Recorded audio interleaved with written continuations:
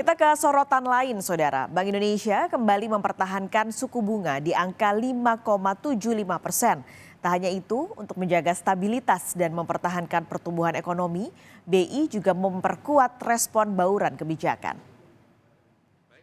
Saya akan sampaikan pokok-pokok hasil pembahasan Bank Indonesia dalam rapat Dewan Gubernur Bank Indonesia pada 15 sampai 16 Maret 2023 memutuskan untuk mempertahankan BI 7-day reverse repo rate sebesar 5,75%, suku bunga deposit facility sebesar 5%, dan suku bunga lending facility sebesar 6,5%. Keputusan ini konsisten dengan stand kebijakan moneter yang preemptif dan forward-looking untuk memastikan terus berlanjutnya penurunan ekspektasi inflasi dan inflasi ke depan. Bank Indonesia meyakini bahwa BI 7-day reverse repo rate sebesar 5,75% tersebut memadai untuk mengarahkan inflasi inti tetap berada dalam kisaran 3 ± 1% pada semester 1 2023 dan inflasi indeks harga konsumen akan kembali ke dalam sasaran 3 ± 1% mulai bulan September 2023 yang akan datang.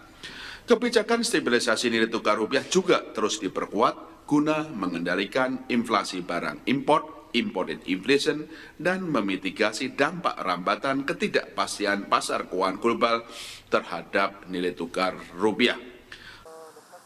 Bank Indonesia memperkirakan pertumbuhan ekonomi global 2023 dapat mencapai 2,6% sejalan dengan dampak positif pembukaan ekonomi Tiongkok dan penurunan disrupsi suplai global.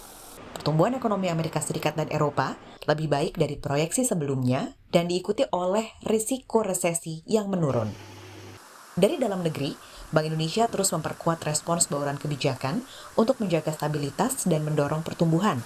Beberapa kebijakan yang ditempuh diantaranya memperkuat stabilisasi nilai tukar rupiah sebagai bagian dari upaya pengendalian inflasi, terutama imported inflation, melalui intervensi di pasar falas dengan transaksi spot, domestic non-deliverable forward, serta pembelian atau penjualan surat berharga negara di pasar sekunder. Kedua, melanjutkan twist operation melalui penjualan SBN di pasar sekunder untuk tenor pendek, guna meningkatkan daya tarik imbal hasil SBN, khususnya bagi masuknya investor portofolio asing dalam rangka memperkuat stabilisasi nilai tukar rupiah. Ketiga, memperkuat pengelolaan devisa hasil ekspor melalui instrumen operasi moneter falas devisa hasil ekspor berupa term deposit, falas DHE, sebagai instrumen penempatan DHE oleh eksportir melalui bank kepada Bank Indonesia sesuai dengan mekanisme pasar yang telah berlaku per 1 Maret 2023.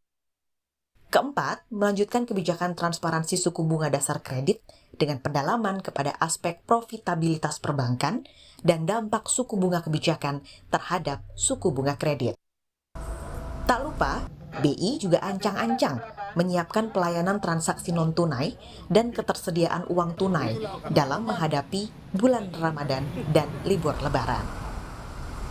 Dengan memastikan ketersediaan dan kehandalan sistem pembayaran Bank Indonesia dan sistem pembayaran industri, termasuk memantau kehandalan sistem peserta dalam memberikan pelayanan transaksi sistem pembayaran, dan memastikan ketersediaan uang rupiah dengan kualitas yang terjaga di seluruh wilayah negara Kesatuan Republik Indonesia, khususnya dalam menyambut Ramadan dan Idul Fitri 1444 Hijriah melalui program Serambi. Serambi adalah singkatan Semarak Rupiah Ramadan dan Berkah Industri, termasuk melalui penyediaan uang tunai sebesar 195 triliun rupiah. Koordinasi dalam tim pengendalian inflasi pusat dan daerah atau TPIP dan TPID terus dilanjutkan melalui penguatan program Gerakan Nasional Pengendalian Inflasi Pangan di berbagai daerah.